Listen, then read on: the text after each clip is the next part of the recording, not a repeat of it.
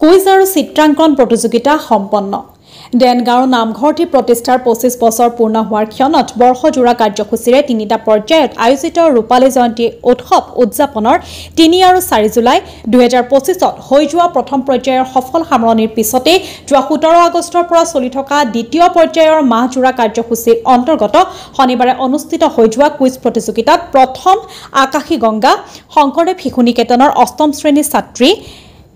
নাংচেংফা বৰপাত্ৰ গোহাঁই আৰু পল্লৱতী ক্ৰপি আৰু দ্বিতীয় দেনগাঁও মাউণ্ট সিনাই ইংলিছ স্কুলৰ ষষ্ঠ ছাত্ৰী অনুষ্কা বৰা আৰু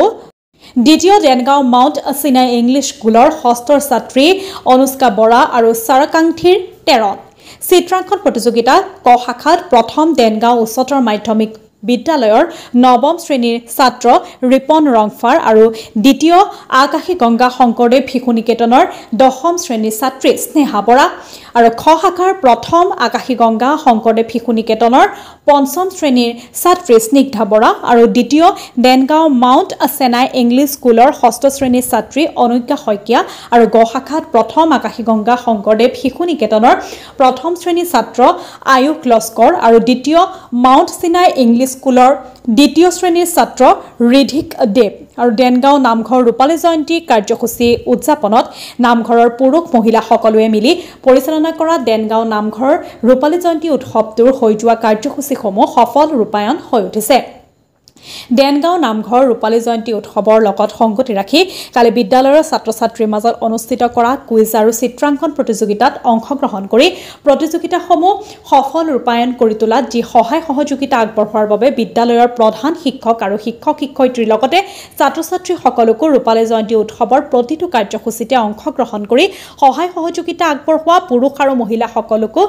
দেনগাঁও নামঘৰ পৰিচালনা সমিতি আৰু ৰূপালী জয়ন্তী উৎসৱ উদযাপন সমিতিৰ দুখনে ধন্যবাদ জ্ঞাপন কৰিছে আৰু ৰূপালী জয়ন্তী উৎসৱৰ বাকী থকা কাৰ্যসূচীসমূহতো সহায় সহযোগিতা কামনা কৰে।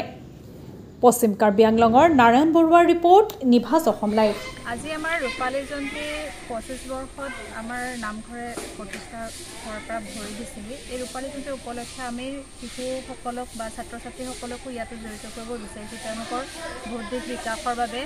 আমি আজি আয়োজন কৰিলোঁ অলৰেডি। কুইজ প্ৰতিযোগিতা হ'ল,